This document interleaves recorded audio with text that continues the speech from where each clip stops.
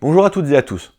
Dans notre précédente vidéo, dont je vous mets le lien en description, on a parlé de la naissance du protocole DALI et de ce qu'on peut faire avec la version 1 du début des années 2000. Aujourd'hui, on va avancer d'une quinzaine d'années pour s'intéresser au DALI 2. Parce que le DALI dans sa première version, c'était bien, mais il manquait pas mal de choses. Avant tout, un premier paramètre a été pris en compte.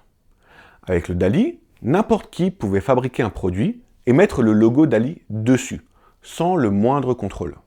Maintenant, pour avoir le droit de mettre le logo DALI 2 sur un produit, il doit être testé par un laboratoire certifié. Et ensuite, le produit sera visible sur le site de la DALI Alliance. Donc, si vous avez un doute sur un produit qui semble un peu exotique, allez voir sur dali-alliance.org, c'est gratuit et sans inscription, vous aurez la liste complète des produits réellement certifiés DALI 2, et donc compatibles.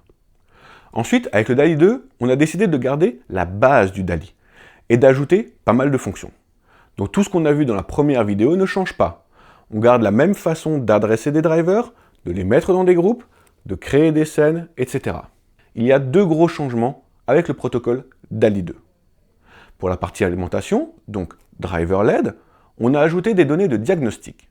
Maintenant, un driver DALI 2 va être capable de dire s'il a un défaut. Par exemple, il va pouvoir envoyer une information qui dira « J'ai un défaut sur ma sortie, je détecte un court-circuit ». Ou alors « Je détecte une surtension ». Ou encore « Je suis en surchauffe ». Pour la deuxième partie qu'on a ajoutée dans le DALI 2, c'est encore plus important. Contrairement à la première version, maintenant, tous les produits de pilotage dialoguent aussi de la même façon. On parle ici des capteurs ou des boutons de commande par exemple. Dans la première version du DALI, toute cette partie contrôle n'était pas normalisée. En DALI 2, c'est désormais le cas.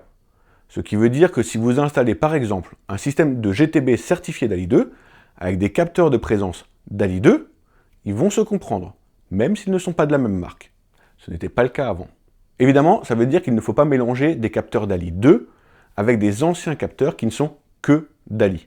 Ils ne se comprendront pas. Par contre, vous pouvez toujours installer des anciens drivers DALI avec des nouveaux drivers DALI 2.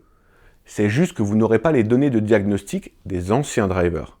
Mais vous pourrez toujours les piloter. Si vous avez un doute pour mélanger des produits entre eux, n'hésitez pas à nous contacter, on vous dira si c'est bien compatible ou pas. Et si vous voulez aller encore plus loin, il y a le protocole D4i, que je vous explique dans la prochaine vidéo. Je vous remercie pour votre attention et à bientôt.